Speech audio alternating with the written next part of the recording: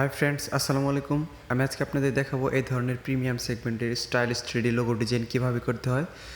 তো দেরি না করে চলুন ভিডিওটি শুরু করা যাক। তো প্রথমে আমাদের pixellab অ্যাপসটি ওপেন করতে হবে, তারপর ক্যান্সেলে ক্লিক করে দিবেন। এইখান থেকে আমরা লেখাটিকে ডিলিট করে দিব। তারপরে এই যে এতে ক্লিক করে দিবেন, তারপরে এই যে প্লাস আইকনে ক্লিক করার পর এখানে আপনি যে নামটি ডিজাইন করবেন সেই নামের প্রথম অক্ষরটি লিখে নেবেন। লিখে নেওয়ার পর একটা স্পেস দিয়ে ওকে দিয়ে দিবেন।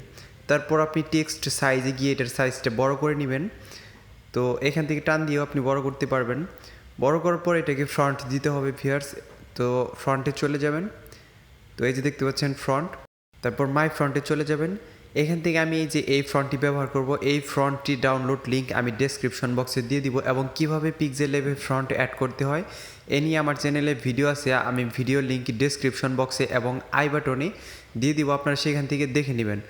তো দেখেন, এটাকে আমি কপি করে আরেকটা বানিয়ে নিলাম, তাহলে আমার হয়ে গেল। এখন এটাকে কালো কালার দেবো, কারণ হচ্ছে যে আমাদের কালারটা ইরেজ করতে হবে। তো এখন আমি সাদা লেয়ারটাকে উপরে নিয়ে আসবো, অর্থাৎ আর লেয়ারটাকে নিচে দিয়ে দিলাম। এখন দেখেন এটা উপরে এসে পড়েছে। তো এইভাবে সুন্দর করে পজিশন অনুযায়ী বসাবেন সুন্দর করে। তারপর একে আরেকটা কপি করে নিব, আমরা কপি করে রেখে দিব। এখন এই যে নিচের যে এ আছে এবং আর আছে, সেই দুইটাকে আমরা মার্চ করে একটা লেয়ার বানিয়ে নিব বা একটা পিকচার বানাবো, কারণ আমাদের কালার ইরেজ করতে হবে। দেখেন এখন শেপে ক্লিক করে ইরেজ কালারে চলে যাবেন। এই যে দেখতে পাচ্ছেন ইরেজ কালার, এটা অন করার পর টলারেন্স বাড়িয়ে দেবেন, দেখবেন আপনার লেখাটি চলে গেছে। এখন দেখেন এই যে একটু কালো অংশ আছে, এটা ইরেজার দিয়ে আমরা কেটে নিব। এই অপশনটাকে বাড়িয়ে দিয়ে এটাকে একটু বড় করে নেব, ব্রাশ সাইজ। এখন এখানে দিয়ে যে এই গোল অপশনটাকে চাপদা ধরে আমরা নাড়াচাড়া করলেই ওইটুকু ইরেজ হয়ে যাবে। এখন আমরা এটাকে আবার সুন্দর করে পজিশন অনুযায়ী বসিয়ে দেব, ভালো করে বসিয়ে দেব। বসিয়ে দেওয়ার পর আমরা এই দুইটা লেয়ারকে লক করে নিব। তো লক কীভাবে করতে হবে দেখেন, এই যে এখানে লেয়ারে ক্লিক করে এই যে লক অপশনে চাপ দিয়ে দিলেই লক হয়ে যাবে। তারপর আমরা ইম্পোর্টে ক্লিক করে এখন একটা পিএনজি ফাইল অ্যাড করব। এই পিএনজি ফাইল ডাউনলোড লিঙ্ক আমি ডেসক্রিপশন বক্সে দিয়ে দিব, আপনারা সেখান থেকে ডাউনলোড করে নেবেন। তো এই যে পিএনজি ফাইলটি, এটাকে আমি টান দিয়ে এরকমভাবে ছোটো বড় করে নিব, অর্থাৎ বড় করে নিব, আমার বড় দরকার। তো আরেকটু বড় করতে হবে, এই জন্য টান দিয়ে বড় করতে হবে, এটা অনেক বড় হয়ে গেছে ভিউয়ার্স। তো এভাবে সুন্দর করে বসিয়ে দেওয়ার পর আমরা সম্পূর্ণ লেয়ারটিকে একটা পিকচার বানিয়ে নিব মার্জ করে। তো এই যে দেখতে পাচ্ছেন সিলেক্ট অপশনে চাপ দিয়ে সিলেক্ট করার পর মার্জ অপশনে ক্লিক করে দিবেন। দেখেন এখন একটা পিকচার হয়ে গেছে ভিউয়ার্স। তো এখন ইচ্ছে মতো নাড়াচাড়া করতে পারবেন। এখন এটাকে আমরা কালার দেবো, তো কাস্টম কালার দিব, এই জন্য টেক্সচারে চলে যাব।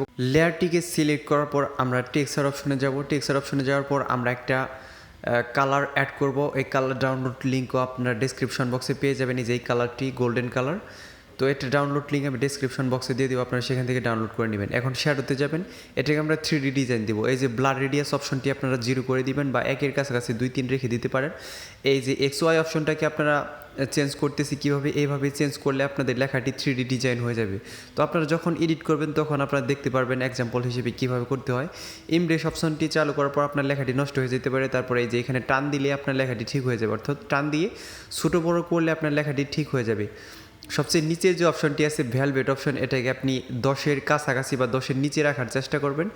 এই যে এই অপশনগুলো আপনাদের মনের মতো করে আপনারা ইচ্ছা রকমভাবে কম বেশি করে নিতে পারেন। কম বেশি করার পর রাইট দিয়ে দিবেন। তারপর আমরা এই যে 3D শেপে ক্লিক করার পর আমরা এখানে ডেপথ 1-এ রাখবো। তারপর আমরা এই যে দ্বিতীয় নাম্বার যে অপশনটি আছে সেটাতে ক্লিক করে দেবো, দেখেন। তারপর এটার পজিশন আমরা কমিয়ে দেবো, এবং কি এই যে দেখতে পাচ্ছেন ডার্কেন, এটাকে 100 করে দিবেন, বা আপনাদের যতটুকু ভালো লাগে ততটুকু রেখে দেবেন। এই যে এই পজিশনটা আপনারা দেখতে পাচ্ছেন চেঞ্জ করার পর সুন্দরভাবে 3D ডিজাইন হয়ে গেছে। তো আপনারা আপনাদের মনের মতো করে চেঞ্জ করে নেবেন, তারপর রাইট দিয়ে দিবেন। এখন এটা ব্যাকগ্রাউন্ড চেঞ্জ করতে হবে, যেন এখানে ক্লিক করে ফ্রম গ্যালারি থেকে আমরা একটা ব্যাকগ্রাউন্ড সিলেক্ট করবো। এই ব্যাকগ্রাউন্ড ডাউনলোড লিঙ্ক আমি ডেসক্রিপশন বক্সে দিয়ে দিব, আপনারা সেখান থেকে ডাউনলোড করে নেবেন। তো এই যে দেখতে পাচ্ছেন ব্যাকগ্রাউন্ডটি, এই যে ব্যাকগ্রাউন্ডটি আমি 1:1 ক্রপ করে নিচ্ছি, আপনাদের মনের মতো করে আপনারা ক্রপ করে নেবেন।